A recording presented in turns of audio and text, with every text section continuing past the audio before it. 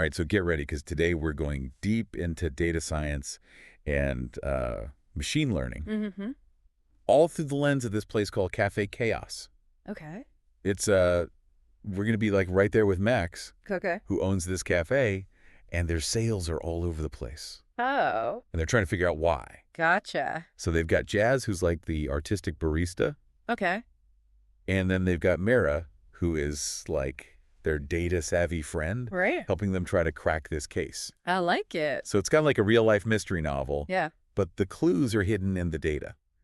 That's really cool. And what makes this even cooler is that we've got the Jupyter notebook that goes along with this.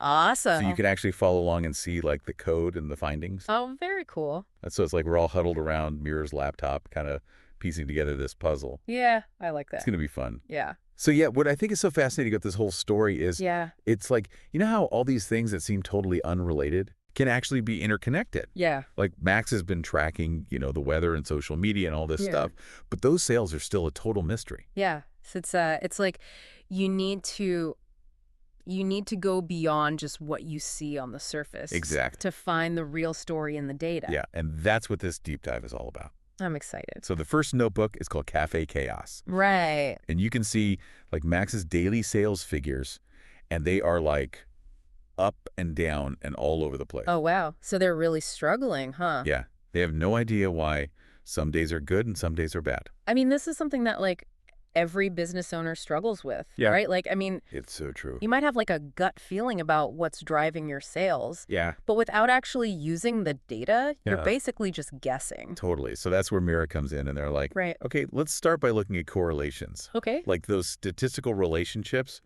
that could like point to some sort of deeper connection. Right? Like those aha moments where Ah. things start to click into place. So correlation is a good place to start. Right. It shows us like if two things are moving together, Yeah. like maybe more people buy coffee when it's sunny out. Uh-huh. But remember, it doesn't tell us why. Yeah. Like just because two things happen together doesn't mean that one's causing the other. It's like that saying, right? Correlation doesn't equal causation. Exactly. Right. Yeah, it's a really important distinction. Yeah. So it's like noticing that whenever Jazz, wears their lucky socks, the cafe has a good day. Right. But it doesn't mean that the socks are like causing the spike in sales. Yeah. Although that would be a pretty funny story. It would be a great story, Yeah. but probably not true. Probably not true. Yeah. So in the coffee correlation notebook, you can see that Mira's put together some like initial data points. Okay. Daily sales, the weather, what's going on social media, foot traffic outside the cafe, like it's all right there. Makes sense. Got to start somewhere. Yeah, so let's like unpack some of these correlations. The Right. first one that really jumps out is foot traffic and sales. Yeah. Positive correlation, Mm. like 0.93. Okay. I mean, That makes sense, right? more people walking by, Yeah. more potential customers. Yeah, more people, more coffee. Exactly. So that's a good, like, a baseline to start with. Yeah, but then things get interesting Okay. because there's this negative correlation between competitor activity and sales, Oh, negative 0.75. interesting. It seems like whenever that rival cafe is open, Max's sales like totally tank.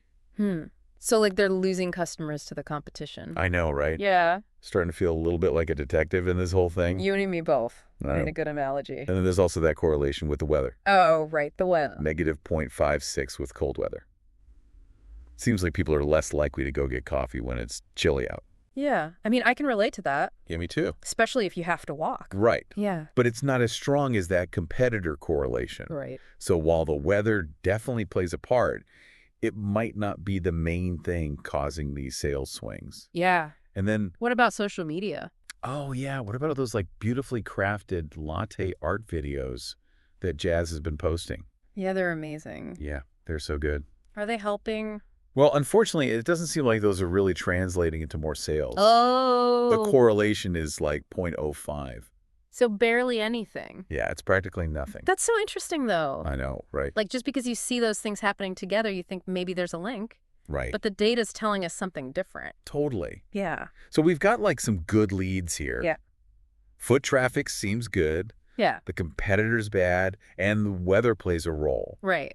But we still got to figure out how all these pieces fit together. Like, where Yeah. do we go from here? Well, I think we need to dig a little deeper No. We've got these correlations, but to really understand what's going on in the data, we need to move beyond just looking at relationships, and we have to figure out, like, what is driving those relationships.